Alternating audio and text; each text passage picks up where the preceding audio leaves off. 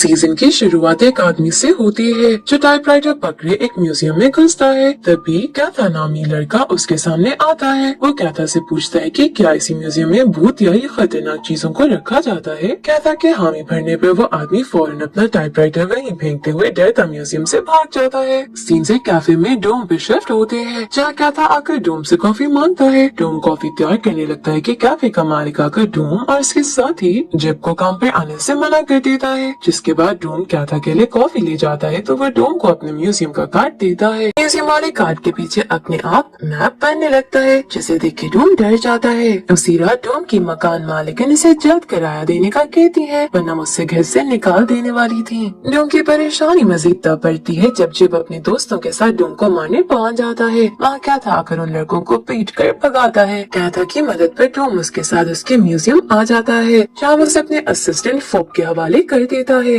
यहाँ पता चलता है कि ये पूरा म्यूजियम भूत या चीजों से भरा हुआ है, जिन्हें कैथा ने खुद जमा किया है। कैथा की म्यूजियम का मालिक है, जो आधी रात तक इस म्यूजियम को खुला रखता है, लेकिन इंसानों का यहाँ आना मना है। डोम बहुत सोचने के बाद वहाँ काम करने के लिए मान जाता है। यहाँ डोम का टकराव एक लड़की से होता है जो काफी वक्त से इस म्यूजियम में काम कर रही है। डोम म्यूजियम में घूमते हुए एक खास जोन 16 नामी कमरे में जाता है, जहाँ जाना मना था। उनमें से एक पुतले पर से डोम नजर नहीं हटा पाता और जैसे ही उसे हाथ लगाने लगता है, कैथा उसे आकर रोक लेता है। इसी बीच इनके पीछे रखे पुतले की आंखें लाल हो जाती हैं। डोम उस पुतले की आंखों में देख लेता है, जिस पर उसे अजीब दौरा पड़ने लगता है। कैथा डोम को होश में लाने की कोशिश करता है, जहाँ पूरे कमरे की लाइटें जल बुझ होना शुरू हो जाती है। अचानक कैथा के सामने शादी के कपड़े पहने भूतनी आ जाती है, जो उन पर हमला करने की कोशिश करती है। जो छड़ी कैथा अपने साथ लेकर घूमता रहता है, उसकी मदद से वो उस भूतनी को वहाँ से गायब कर देता है, जिसके साथ ही पूरे कमरे में लाल रंग की रोशनी फैल जाती है। डोम जो बेहोश होने के बाद अलग ही दुनिया में पहुंचा हुआ था, उसके सामने एक लड़का आता है और ये सीन यहीं कट कर दिया जाता है। आखिर डोम को होश आ जाता है, तभी दोनों को टाइपराइटर मशीन के चलने की आवाज आती है, जिसे निकले हुए पेपर को कैथा पढ़ता है। यहाँ कैथा को समझ आ जाता है कि टाइपराइटर मशीन से जो कुछ लिख जाता है वो इनके साथ होने लगता है, लेकिन सवाल ये था कि टाइपराइटर इस्तेमाल कौन कर रहा है। अचानक भूतनी वहाँ आकर कैथा को अपने साथ खींचकर ले जाती है। इनके गायब होते ही डोम को पीछे से किसी लड़के की आवाज आती है, जो टाइपराइटर चलाने में लगा था। ये लड़का म्यूजियम के भूतों में से एक था, जिन्हें इन लोगों के साथ खेलने में मजा आ रहा था। भूतनी जो कैथा का गला दबा रही थी, उसे छोड़कर डोम के पास आ जाती है, जिसे देख के डोम खुद टाइपराइटर पर कहानी खत्म करने की कोशिश करता है, लेकिन वो भूतिया लड़का उससे दूर धक्का दे देता है। लड़के के दोबारा टाइप करने के बाद भूतनी डोम का गला दबाने लगती है, जहाँ कैथा वक्त पर आकर टाइपराइटर को जमीन पर गिरा देता है और खुद ही कहानी की एंडिंग उस पर टाइप करता है। देखते ही देखते भूतनी डोम को छोड़कर भूतिया लड़के को देख के मुस्कुराने लगती है, जिसके साथ दोनों ही वहाँ से गायब हो जाते हैं। यहाँ हम देख पाते हैं कि जिस लड़की का शरीर भूतनी ने छोड़ा है, वो म्यूजियम में काम करने वाली वही लड़की है जिसका टकराव डोम से हुआ था। कैथा फोप इस लड़की से सवालात करने लगते हैं, क्योंकि दोनों को ही इसकी पहचान याद नहीं आ रही थी। तब इस लड़की की नजर पास पड़े पोस्टर पर पड़ती है, जिस पर जून लिखा देख के वो सबको अपना नाम जून बता देती है। आधी रात को जब अपने लड़कों के साथ म्यूजियम में घुस जाता है, जहाँ वो जोन 16 की चीजों को चुराने लगता है। कैथा डोम के साथ उससे रोकने आता है, लेकिन डोम का दोस्त कैथा डोम को बेहोश कर देता है। जब इन दोनों की आँख खुलती है तो जोन 16 की सारी चीजें गायब देखकर कैथा की गुस्से से भरी नजरें सीधा डोम पर ही आकर ठहरती हैं। जबकि ट्रक का एक्सीडेंट हो जाता है, जिस वजह से इन्हें रात पास ही एक फैक्ट्री में गुजारनी पड़ती है। कैथा चीजें वापस लाने के लिए फोप को अपनी डिटेक्टिव दोस्त पैम की मदद लेने के लिए कहता है और डोम को काम से ही निकाल देता है, जिस पर फोप हैरान था। फोप की बातों से पता चलता है कि कैथा ने डोम पर 2 हफ्तों से नजर रखी हुई थी। नेक्स्ट सीन में डोम के पास जून आती है, जिसे रोकते हुए ये बताती है कि म्यूजियम की चीजों की खासियत को बस खास लोग ही देख और सुन सकते हैं, जिनमें से डोम भी एक है, यानी उसमें जरूर कुछ खासियत है। अपने ख्यालों में गुम डोम फिलहाल म्यूजियम से चला जाता है, जिसे कैथा कैमरे से देख रहा था। दूसरी तरफ जिब और उसके दोस्तों से एक खास तरह का चाकू खो जाता है, जिसे ढूंढने जब अपने 2 दोस्तों को भेजता है। जून जो जोन 16 की सफाई करने में लगी हुई थी, उसके पास डोम लौट कर ये सवाल करता है कि वो चुराई हुई चीजों को कैसे वापस ला सकता है। जून उसे बताती है कि खास लोग अपनी आंखें बंद करके उन चीजों को महसूस कर सकते हैं। डोम उसकी बात मानते हुए अपने जहन पर जोर डालने लगता है, जिसके साथ ही वो जिब के उन 2 दोस्तों को देखता है जो चाकू को ढूंढने में लगे थे।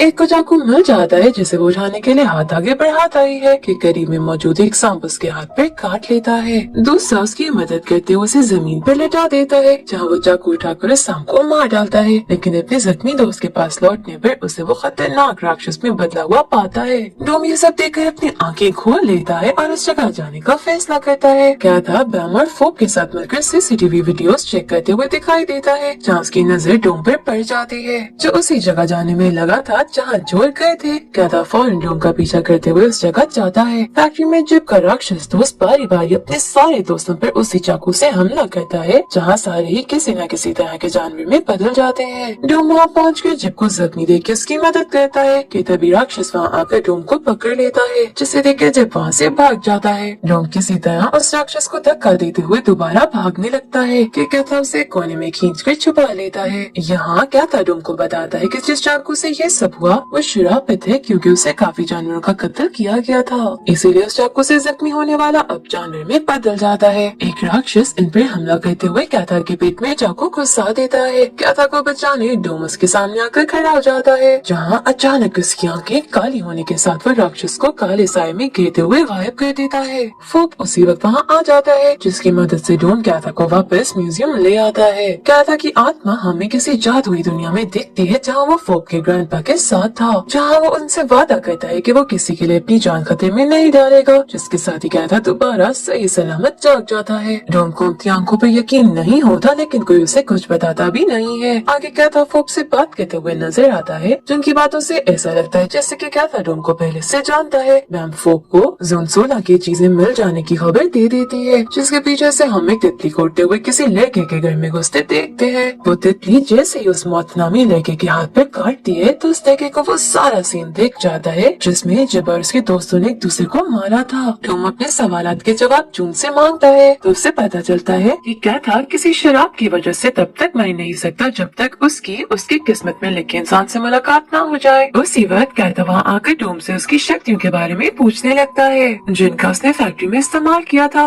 लेकिन टॉम को खुद इस सवाल का जवाब नहीं पता था। बैम तभी वहाँ फोक के साथ आ जाती है और उन्हें यह हैरानी की खबर देती है कि थोड़े वक्त के लिए फैक्ट्री में इनकी याददाश्त खो गई थी, जिसके बीच कोई सारी चीजों को चुरा कर ले गया। क्या था फोक को किसी भी हाल में तितलियां ढूंढने का कहता है, जहाँ जून डोम की परेशानी दूर करते हुए उसे समझाती है कि ये खास तरीके की तितलियां किसी की भी यादों को दूसरे इंसान को दिखा सकती है। सीन मौत पर शिफ्ट कर दिया जाता है, जिसने किसी लड़की पर नजर रखी हुई थी। जब वो लड़की अपने बॉयफ्रेंड के साथ चली जाती है तो मौत उनके घर में घुसते हुए पूरे घर को तहस नहस कर देता है। मौत के अपने घर जाने पर हम देखते हैं कि वहाँ बहुत सी तितलियां फैली हुई थी। मौत को देखकर समझ आ जाता है कि उसका दिमागी संतुलन ठीक नहीं है, क्योंकि वो एक तितली को अचानक आ जाता है, जिसके बाद उसे वही लड़की दिखाई देने लगती है जिसके पीछे वो पड़ा हुआ था। डोम चुराई हुई चीजों की आवाज पर ध्यान देने की कोशिश करता है तो उसे मौत नजर आता है, जो तितलियों को पागलों की तरह खाने में लगा था। अचानक डोम के मुंह से भी एक तितली निकलती है, जो कहता के हाथ लगाते ही गायब हो जाती है और डोम बेहोश हो जाता है। मौत जिस लड़की को स्टॉक कर रहा था उससे बात करने उसके घर आती है, जहाँ थोड़ी ही देर बाद हम उस लड़की को मौत के बेड पे मरा हुआ देखते हैं। लड़की का बॉयफ्रेंड जब उसे नहीं ढूंढ पाता तो वो भी मौत के घर आ जाता है, जहाँ मौत उसे भी मार डालता है। डोम की जब आंख खुलती है तो वो अपने आप को म्यूजियम में पाता है, जिसके पास क्या था बैठा हुआ था। क्या था उससे दोबारा किसी भी चीज की आवाज पे ध्यान देने से मना करता है, क्योंकि ऐसा करने से डोम पर भी बुरा असर पड़ सकता था। क्या था कि मना करने के बावजूद डोम दोबारा तितलियों को ढूंढने की कोशिश करता है, जहाँ उसे मौत के घर में उस लड़की की डेड बॉडी दिख जाती है। ये लोग बैम की मदद से उनका पता ढूंढ निकालते हैं और घर में घुसते ही इनका सामना हजारों तितलियों से होता है, जो खुद ब खुद तादाद में बढ़ती जा रही थी। एक कत्ती में हमें मौत की कहानी पता चलती है, जहाँ समझ आता है कि जिस लड़की पर उसने नजर रखी हुई थी वो उसकी एक्स है, जिसके जाने से वो पागल हो चुका था। मौत इन पे हमला कर देता है और मौत की एक्स भी जिंदा होते हुए इन सब पर वार करने लगती है। उस लड़की के शरीर से तितली के पर निकलते हैं, जिससे क्या था फौरन जला देता है। मौत अपनी मोहब्बत को जलता देख के उसके गले लग जाता है और ऐसे दोनों जलकर राख हो जाते हैं। वापस लौट के क्या था बैम को एक तितली खिला देता है और उसे पता लग जाता है कि काले रंग के कपड़े पहना कोई इंसान फैक्ट्री से सामान चुरा कर भागा था। फिर हम जब को देखते हैं, जो सामान से भरे बैग के साथ कहीं भागने में लगा था, वो एक जगह रुक कर बैग खोलते हुए उसमें से पर्पल रंग की चमकीली बॉल निकालता है, जिसके हाथ को जलाने लगती है और वो बॉल को वहीं फेंक देता है। सीन 3 महीने पहले ले जाया जाता है, जहाँ हम पुराने डोम को देखते हैं। वो फोन पे जिप को उसके साथ कैफे में काम करने के लिए मनाने में लगा होता है। इन सब बातों के बाद जिप डोम के लिए बर्थडे सॉन्ग गाने लगता है, जिसे सुनते हुए डोम खिड़की पर आकर खड़ा हो जाता जाता है। तभी सामने से पर्पल रंग की रोशनी डोम की तरफ आने लगती है और देखते देखते डोम गायब हो जाता है। सुबह पुराने डोम की जगह हम उस डोम को देखते हैं जिसके साथ अभी कहानी चल रही है। पुराने डोम की शक्ल, सूरज, सब कुछ मिट जाती है और उसकी जगह नया डोम ले लेता है। प्रेजेंट में लौटते हुए डोम अपना फ्लैट, अपना सामान लेने कैथा के साथ आता है। यहाँ डोम अजब की तस्वीर देखकर कैथा उसे उनके बीच रिश्ते का पूछता है, जिस पर डोम ये राज खोलता है कि उसे मासी का कुछ भी याद नहीं। कैथा से दिमाग पर जोर लगाने का कहता है, लेकिन ऐसा करते ही कमरे में अंधेरा छा जाता है और उनके सामने एक काले रंग का साया आते हुए डोम को वहाँ से वापस लौट जाने के लिए कहता है। ये साया और कोई नहीं बल्कि पुराना डोम था जो कहीं कैद लग रहा था। साइड के जाते ही डोम बेहोश होकर गिर जाता है, जिसे कैथा बेड पर लेटाते हुए मकान मालिक से डोम की जानकारी लेने जाता है, जहाँ उसे सारी सच्चाई पता चल जाती है। आखिर डोम को होश आ जाता है, जहाँ वो कैथा को कॉल करते हुए किसी चीज के मिलने की जानकारी देता है। यहाँ दिखाया जाता है कि पर्पल रंग का जिप वाला गोला किसी लड़के के हाथ में है, जिसके आसपास लाशें बिखरी हुई हैं। इस लड़के की कहानी दिखाई जाती है कि कैसे ये अपने दोस्तों के साथ पार्टी में आया हुआ था, जहाँ सब उसे बुली करने लगे। जब वो पार्टी से बाहर आया तो उसे जमीन पर पर्पल गोला मिला और उसमें शक्तियाँ आ गयी और फिर उसने सबको मार डाला। उस लड़के को बैम अरेस्ट कर लेती है। डोम ऑफिस में घुसकर गोले को हाथ में लेकर देखने लगता है, जहाँ से एक विजन आता है, जिसके बाद डोम कैथा को उसके विजन के बारे में बताता है, जिसमें किसी ने उसे ये कहा कि वो इस दुनिया का नहीं है। कैथा डोम को समझाता है कि वो गोला जिसके भी हाथ लगता है उस इंसान को अपने वश में करके उसकी पूरी साइड को बाहर लाता है। वो कैथा को कॉल करके बताता है कि लड़का गोले को लेकर भाग गया है। फिर हम उस लड़के का सीन देखते हैं जो गोले के साथ अपने उस दोस्त के घर आता है जो दोबारा जिंदा हो चुका है। दोनों दोस्तों में लड़ाई शुरू हो जाती है, जिसमें एक लड़के के गायब हो जाने के बाद कैथा वहाँ पहुँचकर खुद दूसरे लड़के से लड़ने लगता है। गोला डोम के हाथ लगता है, जो शैतानी ताकत से दूसरे लड़के को भी मार डालता है। फिर बेकाबू हुए डोम कैथा को नुकसान पहुँचाने लगता है, लेकिन फोपर बैम वक्त पे पहुँचकर उसे रोक लेते हैं और डोम अपने अंदर बुरी शक्तियों से परेशान खुद को कमरे में बंद कर लेता है। कहानी में एक नई परिवार की एंट्री होती है, जिसमें बी का पिता अपनी बीवी के मर जाने के बाद दूसरी शादी कर लेता है, जिसे बी बिल्कुल खुश नजर नहीं आती। बी की सौतेली माँ की मुलाकात उसके पड़ोसियों से होती है, जैसे बताती है कि बी की माँ ने अपने पति को धोखा देते हुए पकड़ने के बाद सुसाइड कर ली थी। इसके बाद वो औरत अपनी योगा टीचर के साथ उसके घर चली जाती है। योगा टीचर के इरादे अच्छे नहीं लगते, क्योंकि वो बी की सौतेली माँ को उसके परिवार के खिलाफ भड़काते हुए एक जादुई नमक पकड़ाती है, जिसकी मदद से वो किसी को भी अपने इशारों पर नचा सकती थी। बी की सौतेली माँ उस नमक अपने पति को खिला देती है, जो फौरन उससे और भी ज्यादा करीब हो जाता है, जिसके बाद बी की सौतेली माँ उसे भी काबू कर लेती है। कैथा डोम के लिए एक ब्रेसलेट को खरीदने में कामयाब हो जाता है, जो उसे बुरी शक्तियों से दूर रखेगा, लेकिन उसकी नीलामी में एक लड़की से मुलाकात होती है, जो उसे एक लेटर देकर जाती है, जिसमें लिखा था कि उसे जो हासिल करना होता है वो उसे हासिल करके रहती है।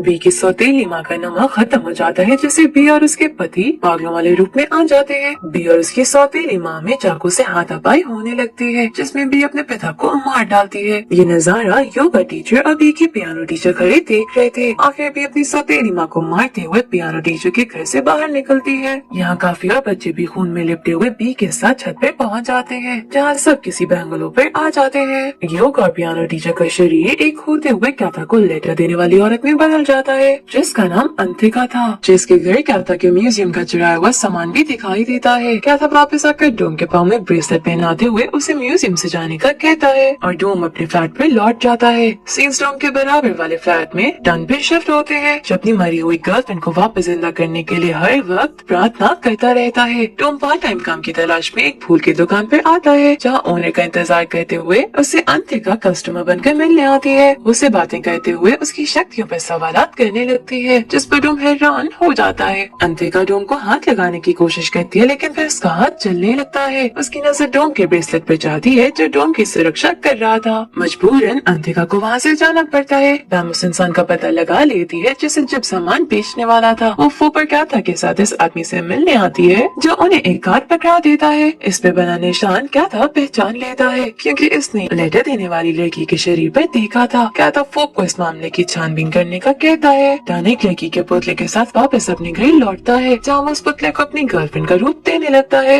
रास्ते में टन की नजर डोम पर भी पड़ती है और यहाँ हमें पता चलता है कि टन जोन 16 में मौजूद एक पुतला था, जो डोम की ताकत से ही जागा है। टन की बहुत कोशिशों के बाद उसका लाया हुआ पुतला जिंदा होकर उसकी गर्लफ्रेंड में बदल जाता है, जिसका एक पैर अभी भी प्लास्टिक का था। अगले दिन जून डोम को साथ वक्त बिताने अम्यूजमेंट पार्क ले आती है। थोड़ी देर बाद डोम डोम पार्क के वॉशरूम में आता है, जहाँ शीशे में उसकी परछाई उसे मुस्कुरा कर देखने लगती है। जून उसे इस बात का कैथा को बताने के लिए कहती है और कैथा और फोप उसकी मदद के लिए निकल जाते हैं। टॉम जून के साथ अपने घर आ जाता है, जहाँ बराबर के कमरे में मौजूद टन की गर्लफ्रेंड उनकी आवाज सुनकर टन से डोम के पैर की रिक्वेस्ट करने लगती है। उसकी बात मानते हुए टन जून को चाकू मार के डोम को अगवा कर लेता है। फोप और कैथा वहाँ पहुँचते हैं तो फोप जून को संभालता है, जबकि कैथा डोम को ढूंढने के लिए निकल जाता है। टन डोम का पैर काटने वाला होता है कि कैथा आकर उसे रोक लेता है। कैथा उसे अपने म्यूजियम वाले पुतले के तौर पर पहचान लेता है और इनमें हाथापाई शुरू हो जाती है। टन की गर्लफ्रेंड डोम के पाँव को काटने के लिए जाती है, लेकिन ब्रेसलेट की शक्ति उसे दूर फेंकती हुई दोबारा पुतले में बदल देती है। अंतिका वहाँ आकर टन को भी वापस पुतले में बदल देती है। वो दोबारा डोम के करीब नहीं जा पाती और कैथा को ये कहते हुए चली जाती है कि डोम खास रात को बहुत ताकतवर होकर लौटेगा। डोम अपनी दूसरी दुनिया में नजर आता है, जहाँ उसके सामने एक लड़का आकर खड़ा हो जाता है जो बिल्कुल उसकी तरह दिखता है।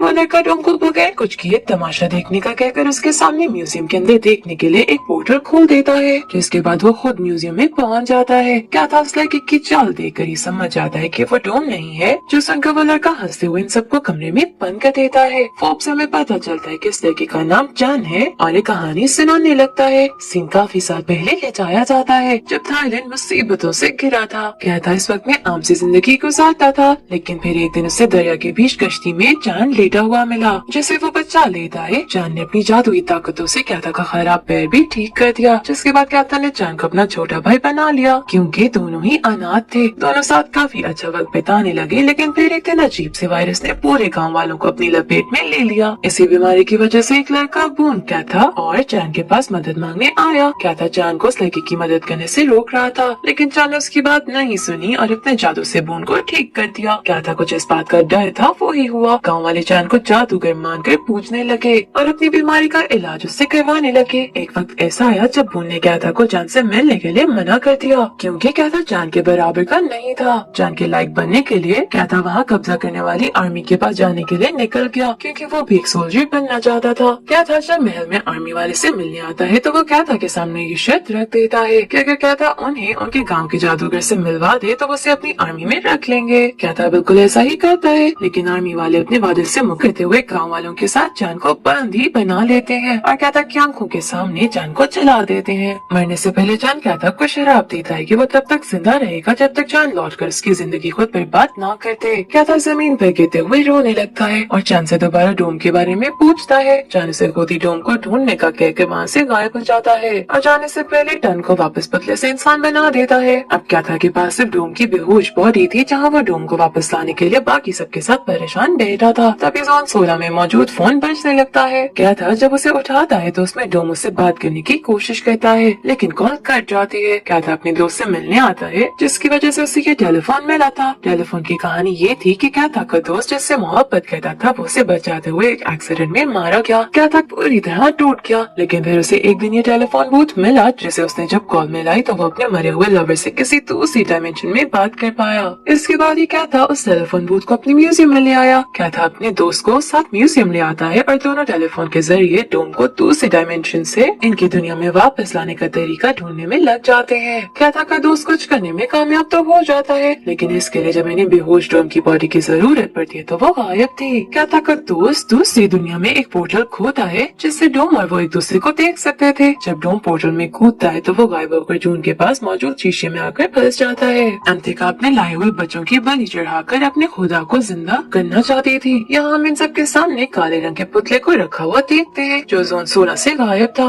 ये वही पुतला था जिसे डोम ने म्यूजियम में घुसते ही छूने की कोशिश की और ये सारा कुछ शुरू हुआ। मैम से खबर मिलने पे कैथा बाकी सबके साथ जल्द अंतिका के बैंगलोर पर पहुँचता है, लेकिन यहाँ कोई ताकत फोप और कैथा को जमीन पर गिराती हुई दर्द में तड़पाने लगती है। जून को डोम को ढूंढने के लिए इधर उधर घूमने लगती है, जबकि अंतिका जिसके सामने डोम की बॉडी रखी थी कुछ प्रार्थना करते हुए अपने खुदा को जिंदा करने की कोशिश करने लगती है। जून अंतिका के पास डोम के कहने पर आती है और उसे सबके पीछे की वजह पूछती है। यहाँ अंतिका बून को ये कहानी सुनाती है कि उसके दादा जान के जलने से पहले उससे मिले थे और उसे अपना गॉड भी मानते थे, इसलिए अंतिका भी उनसे मिलने के लिए ये सब कर रही थी ताकि वो जान को दोबारा जिंदा करते। बून डोम की बॉडी को लेकर कहीं निकलने की कोशिश करता है, लेकिन कैथा उसे रोक लेता है। इनकी बातचीत से पता चलता है कि जिस काले रंग के पुतले की ये लोग पूजा करने में लगे थे वो जले हुए जान का ही था, जिसे कैथा से संभाल कर रखा था। तभी वहाँ वहाँ अंतिका आ जाती है और कैथा को सब ठीक कर देने के लिए कहती है। कैथा अपनी छड़ी के साथ चांद के पुतले के पास आता है और चांद के पुतले को चोर चोर कर देता है, लेकिन ऐसा करते ही वो रोने लगता है। अचानक डोम की बॉडी जाग उठती है, जो कि चांद ही था। वो लौट चुका था, जो बात कैथा को बिल्कुल समझ नहीं आती। चांद बहुत गुस्से में कैथा को जलाकर राख कर देता है, जिसके साथ ही कैथा उसी डायमेंशन में आ जाता है जहाँ डोम मौजूद था।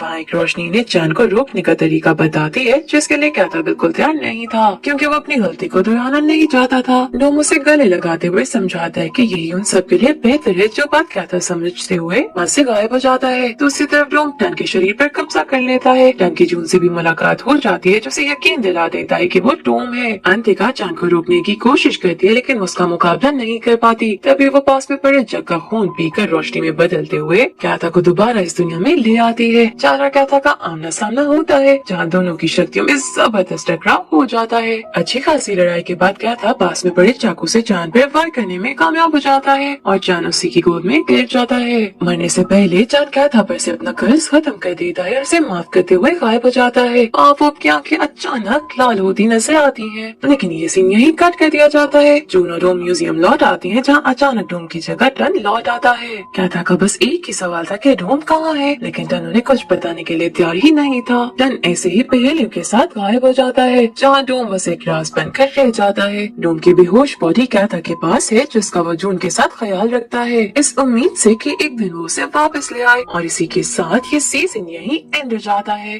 Thank you for watching.